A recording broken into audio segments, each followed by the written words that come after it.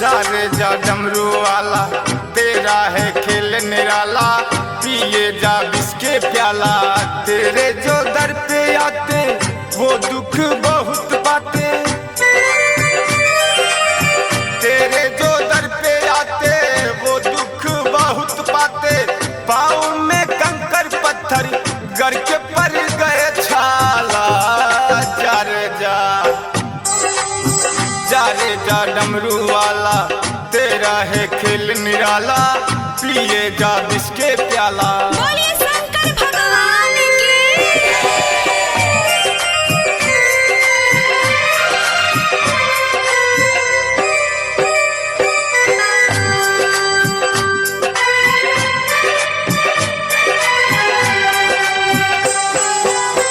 जो तेरा नाम लेता वो बड़ी मुश्किल से टलता, जो तेरा नाम लेता वो बड़ी मुश्किल से टलता। तू तो ऐसा है दानी, दान देकर है जलने वाला। जा रे जा डमरू वाला तेरा है खेल निराला, पिए जा बिस्के प्याला।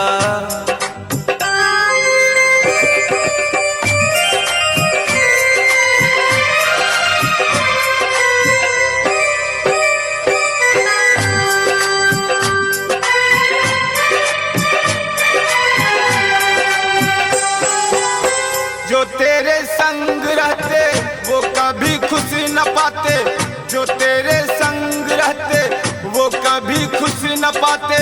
घर द्वार छोड़ के तूने पत्थर पर डेरा डाला। जा रे जा डमरू वाला तेरा है खेल निराला, पिए जा बिस्के प्याला। प्रेम से बोलो भूतनाथ की।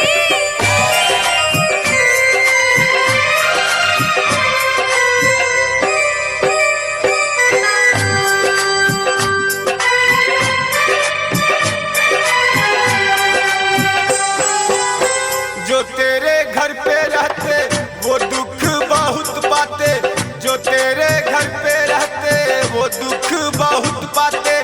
उसका बेटा तो तूने एक पल में मार डाला। जा रे जा त्रिशूल वाला तेरा है खेल निराला, पिए जा बिस्के प्याला।